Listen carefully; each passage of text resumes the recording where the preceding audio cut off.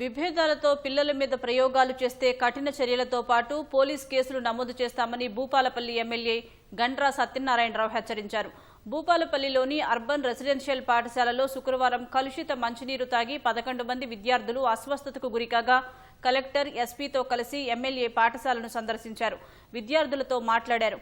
ఉపాధ్యాయుడు రాజేందర్ మంచినీటితో మోనో పురుగుల మందు కలపడంతో ఆ నీటిని తాగి అస్వస్థతకు గురయ్యామని విద్యార్థులు తెలిపారు. ఉపాధ్యాయులు తమను నానా రకాలుగా ఇబ్బందులకు గురి చేస్తున్నారని, ఇష్టం వచ్చినట్లు కొడుతున్నారని చెప్పారు.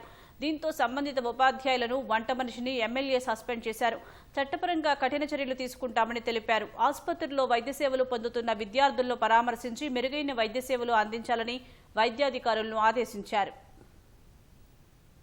ఈ టీచర్స్ గ్రూప్ తగాదాలతో పిల్లలను బలి చేసేటువంటి కార్యక్రమము చేసిండ్రనేది స్పష్టంగా కనబడుతుంది. వెంకటనారాయణ ఇంకా వీళ్ళ టీచర్స్ మధ్యలో కూడా చిన్న చిన్న డిస్కషన్స్ కూడా గతంలో జరిగినటువంటి ఉదాహరణలు ఉన్నాయి. ఇప్పుడు ఈ జిల్లా యంత్రాంగం కానీ ప్రభుత్వం కఠినమైన చర్యలు ఇంకా లోతుగా దీని వెనుక ఎవరైనా ఉన్నారా, ఎవరు నడిపిస్తున్నారు, ఎందుకు జరుగుతుంది, ఇది పునరావృతం కాకుండా చర్యలు కూడా తీసుకోవడం జరుగుతుంది. పిల్లలతోని మరి చెలగాటమాడడం సరైనటువంటి విధానం కాదు. వీళ్ళ మీద కఠినమైన చర్యలు కూడా ఉంటాయి.